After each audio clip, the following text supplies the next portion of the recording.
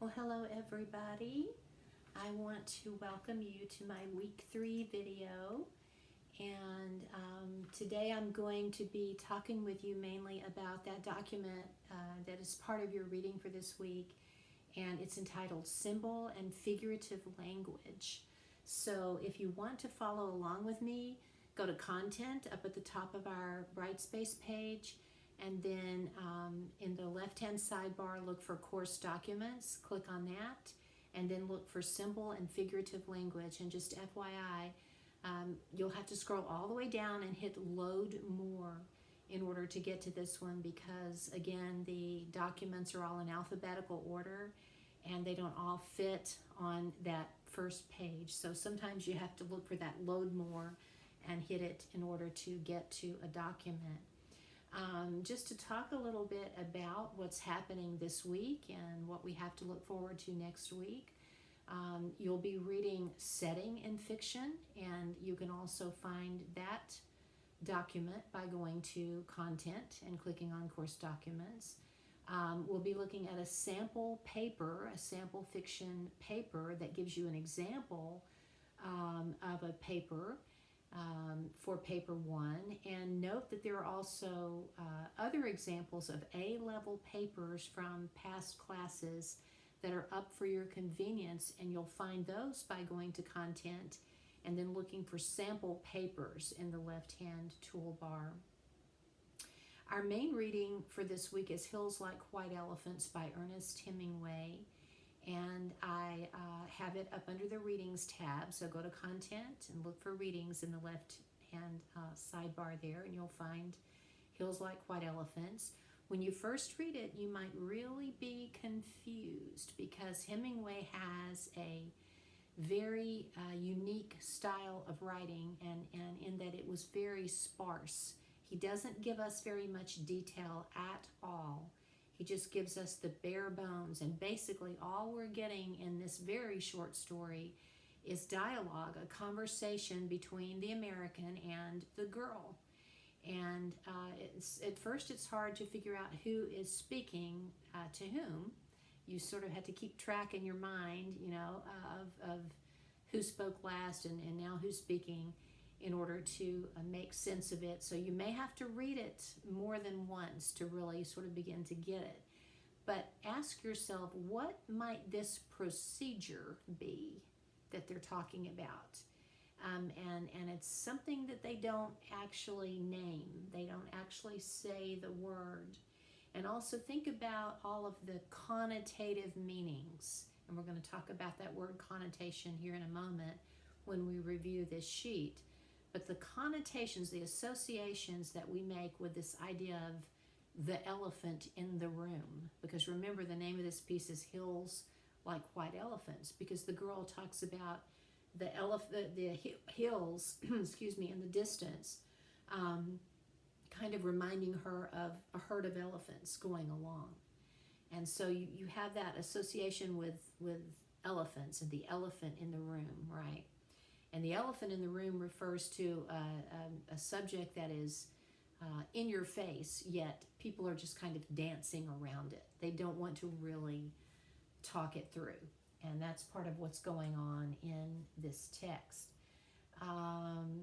You'll also be posting in the week 3 discussion board. And so we have one of the topics being interpreting Hills Like White Elephants. And in fact, the other one is considering that sample paper. And then you'll take quiz 1 by going to the quizzes tab up at the top of the page. Make sure you've watched this video all the way through and done all of the readings before you take the quiz, and you'll earn a higher grade. So if you want to look with me at symbol and figurative language, well, what is literary symbolism? We all know what a symbol is, right? It refers to one thing that's standing in for or representing another thing.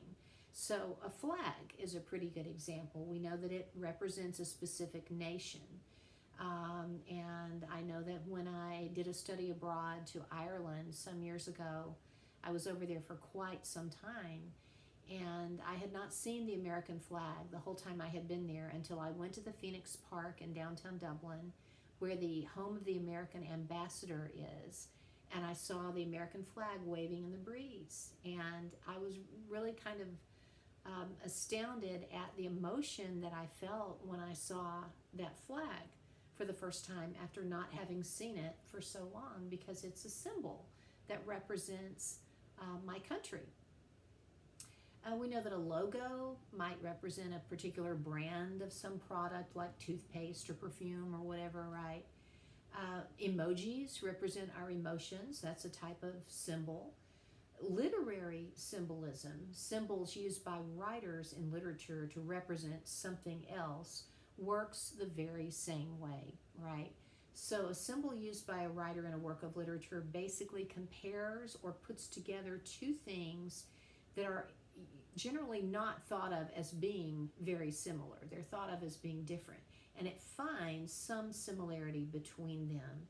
So unlike a symbol in life, like a traffic sign though, a symbol in literature is richer, and it carries more of a varied, deep meaning. So if it is a very significant symbol, it might appear or be hinted at more than once in a work. A literary symbol is also sometimes called a figure of speech or figurative language. So all of that terminology is interchangeable. So there are different kinds of symbols that we use in literature. There are traditional symbols and archetypes. So a symbol that's been in use for a long time, like maybe a white dove as representing peace, for example, is called a traditional symbol. A rose symbolizing love, or a snake symbolizing evil, like from the Garden of Eden story, would be other good examples. Some of these symbols, though, have become so pervasive throughout different cultures that we call them an archetype, and that's a literary element that recurs in the literature and myths of many different cultures. So examples would include fire, water, a tree, so like the tree of life, or the tree of the knowledge of good and evil from the Garden of Eden story again, for example. An allegory, you may have studied this in high school, is an extended sort of association that occurs throughout the entire work. So Animal Farm, for example, uses the allegory of barnyard animals to mirror the Bolshevik Revolution that occurred in Russia. Allusion, not with an I but with an A, refers to a usually brief reference to maybe another text or a person, or maybe some historical reference outside of the work itself. So one may allude, for example, to maybe a biblical scripture verse or to the name of a historical figure.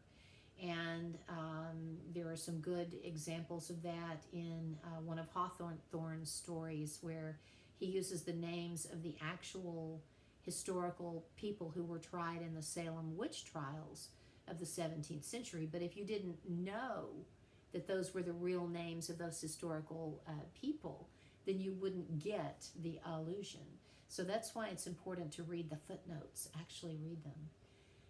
Irony, we know what that is, right? It's a meaning or an outcome that is contrary to what we expected would happen. And so there are different kinds of irony in literature. There's verbal irony, where a speaker says one thing but actually means the exact opposite. So like if you were thinking right now, gosh, I just love all this reading and homework that I have to do, Professor I. Thanks a lot, right? That would be irony, verbal irony. But if the meaning is harshly critical, then it's called sarcasm. Situational irony refers to a situation in a text that is the opposite of what we think that it's going to be. And so if you ever listen to Alanis Morissette, I know she's way before your time, but she did a song called Isn't It Ironic? And in one verse of the song, it talks about a guy who has had this lifelong fear of flying in an airplane. And he finally builds up his courage, and he says, I can do it. I'm going to do it. I'm going to get on that plane. I'm not going to be afraid. And the plane crashes. And she says, isn't it ironic, don't you think? In the chorus. So that's irony. Metaphor is a type of symbolism. It's a representation of one thing as if it were something else without using the words like or as to make the comparison. So Bill is a pig, would be a metaphor. Simile uses the words like or as to make the comparison.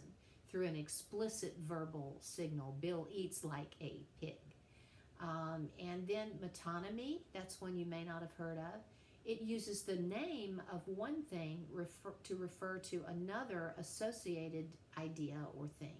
So, for example, red tape is a metonym for all the excessive paperwork that slows transactions down.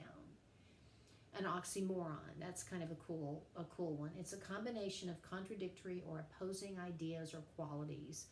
And here's a good example: a wise fool. Well, how could you be wise and a fool at the same time? It's oxymoronic. Personification, also sometimes called anthropomorphism. And that's where we're giving human qualities to animals or objects. So think of my famous cat, Princess Fufu. If you haven't yet liked her on Facebook, please go to Facebook and look up Princess Fufu, 2 words, F-O-O, F-O-O. Not to be confused with certain ladies of the evening, certain questionable ladies who might also go by that same name. That is not what you want. Well, that may be what some of you want, but you shouldn't do that. What you want is the feline Princess Fufu. And she is my little Persian cat, and she has quite the personality, and she has 7,000 followers. And at her birthday parties every year in June, when we have her virtual party, we literally had people from 50 countries come to her virtual party last June, believe it or not. People stayed up until all hours. There are lots of crazy cat people on our planet. There's a whole underworld of insane, crazy cat people, and I'm one of them. I don't know what that says about me, but when you think of personification, think of Princess Fufu, because I personify her because she's an extraordinary person. By the way, she has a boyfriend, get it? And his name is Walter. So look up Walter, Larry, Scarlett Perhera, and Knox Harrington on Facebook. They are famous cats who belong to my friend Anya down in Florida, and she writes their page, and it's absolutely a scream. It's really, really fun. But that's personification. And then synecdoche is a form of metonymy or name substitution in which the part represents the whole thing. So like a sail might refer to an entire ship. And so that's symbol and figurative language. And I might take just a moment to also look at setting in fiction with you. And so, if you stay in course documents, you'll also find this one here. So I pulled up the wrong one. I pulled up setting in poetry, and I'm looking for setting in fiction. Hang on. Sorry about that. Here we go. So setting in fiction, what happens where and when. So when you're analyzing a text, and in paper 1 we're analyzing a character, so always ask yourself the W question. So who is speaking and to whom? What is actually happening? Why is this event or this experience happening? Why is it important? When is it happening, and where is it happening? So there are 2 kinds of setting, and this gives you something to write about in your papers. And you might see this on a quiz or on an exam. So in literature, there's spatial setting, so think space. So that refers to the actual physical place that is involved in the story or the poem. So where in the world is this happening, or where in the country is the poem or the short story set? What does this place look like? Is it urban? Is it in a big city? Is it rural, out in the country? Is it contemporary? Is it old-fashioned? Is it a beautiful place? Is it an ugly place? And then there's temporal setting. So spatial setting is the space, right? The geographical space. Temporal setting refers to the time. So what time in history? What specific date or era? What time of the year is it? And what time of day is it? Because in literature, the seasons can mirror the human life cycle. So if a writer is writing about springtime, we think about new life beginning. Summertime would represent sort of the young adulthood, the prime of life. Fall would represent that time when you're approaching, getting to the top of the hill. That's kind of where I am. And then winter, you're over the hill. You're coming down, friends. That represents old age and death. And the times of the day also can mirror a human lifespan in literature. So dawn or morning represents new life. Noon represents sort of the prime of life. The sun going down, sunset or twilight, would represent sort of that descent into old age. And then midnight would represent death or being elderly. So think about, the temporal setting and the connotations you have with that. That's a word that we're really going to think about. So let me explain it right quick. We have denotative meaning and connotative meaning. So when you hear denotative, think dictionary. Denotative, dictionary. The literal dictionary meaning of a word. But when you hear that word connotative, think about all the associations that you make with a word. And you'll find that almost every word in almost every language, unless it's an article like the or a or something like that, will have associations that it carries with it, baggage, if you will, whether it's positive or negative. So, for example, if you think of the word blue, you might think of blue skies, or you might think of feeling sad, right? And almost everyone would have those same connotations.